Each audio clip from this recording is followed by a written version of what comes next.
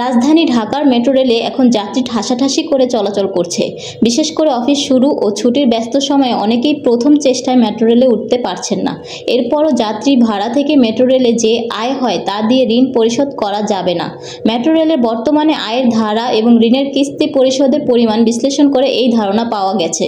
Metro রেলের সংশ্লিষ্ট কর্মকর্তা ও বিশেষজ্ঞরা বলছেন, সরকারকে ভর্তুকি দিয়ে ঋণ পরিশোধ করতে হবে। বর্তমানে উত্তরা থেকে মতিঝিল পর্যন্ত মেট্রো রেল চলাচল করছে। দিনে গড়ে 4 লাখের মতো যাত্রী চলাচল করেন। মতিঝিল থেকে কমলাপুর পর্যন্ত মেট্রো রেলের সম্প্রসারণের কাজ চলমান। মেট্রো রেলের এই লাইনের নাম MRT 6। সরকার আরও 5টি মেট্রো রেল নির্মাণের পরিকল্পনা নিয়েছে। MRT 6 প্রকল্প প্রস্তাবে বলা হয়েছে, ব্যস্ত সময়ে 3.5 মিনিট পর পর ট্রেন চলাচল করবে। এখন 8 থেকে 12 মিনিটের ব্যবধানে ট্রেন চলাচল করে। এছাড়া রাত 10টার পর মেট্রো রেল চলাচল করে না। বর্তমানে মেট্রো রেলের আয় ও ঋণের কিস্তি বিশ্লেষণ করে দেখা গেছে, গত অর্থ বছরে টিকিট বিক্রি থেকে অনিরীক্ষিত প্রভিশনাল আয় ছিল 400 কোটি টাকার মতো। সেখানে আগামী 2030 থেকে 31 সাল পর্যন্ত বছরে ঋণের কিস্তি হিসেবে 465 কোটি থেকে 740 কোটি টাকা দিতে হবে। বিশেষজ্ঞরা বলছেন, মেট্রো রেলে যাতায়াতের ওপর সরকার এখনও ভ্যাট মওকুফ রেখেছে। এরপরও আশপাশের দেশের তুলনায় ঢাকার মেট্রো রেলের যাত্রী ভাড়া বেশি।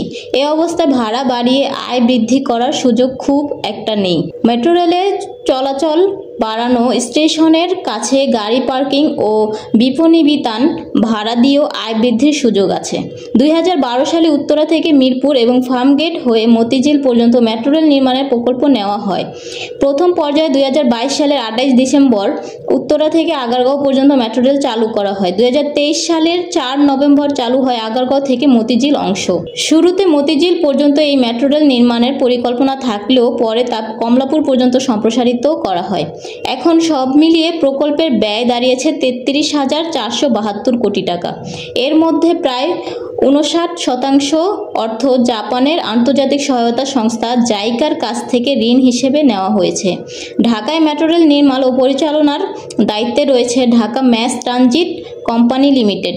সংস্থাটির ব্যবস্থাপনা পরিচালক MD ফারুক আহমেদ বলেন, ট্রেনের সংখ্যা বাড়ানো এবং আরও বেশি সময় মেট্রো রেল চলাচল নিশ্চিত করতে লোকবল নিয়োগ দেওয়া হচ্ছে।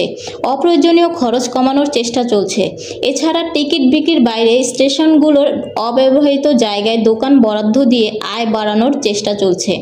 DMTCL সূত্র জানায়, মেট্রো রেলের নির্মাণকালীন 10 বছর পর্যন্ত জাইকার ঋণের মূল কিস্তি দিতে হয়নি, যা গ্রেস পিরিয়ড হিসেবে পরিচিত।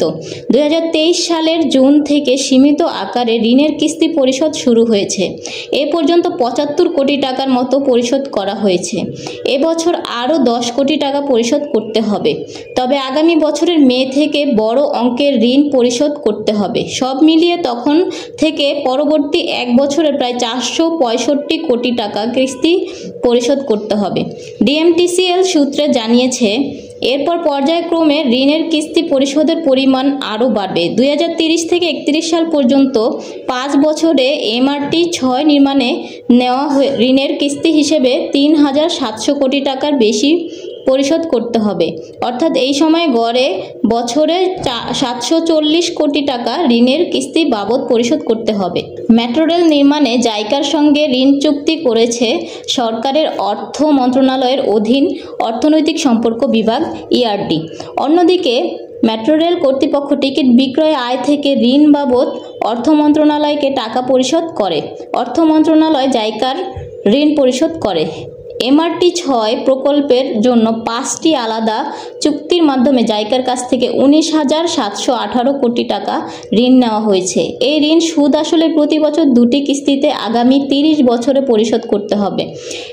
এর মধ্যে বৈদেশিক মুদ্রার মূল্য বৃদ্ধি পেলে বাংলাদেশের কিস্তির টাকা পরিমাণও বেড়ে যাবে। সড়ক পরিবহন মন্ত্রণালয়ের একজন জ্যেষ্ঠ কর্মকর্তা নাম প্রকাশ না করার শর্তে বলেন, আরও 5টি মেট্রো রেল নির্মাণের পরিকল্পনা রয়েছে। মেট্রো রেল বাস্তবায়নাধীন নতুন প্রকল্পগুলোর ব্যয় যেভাবে বাড়ছে তাতে MRT 6 এর কয়েক গুণ ব্যয় করতে হবে। এর বড় অংশ আসবে ঋণ থেকে।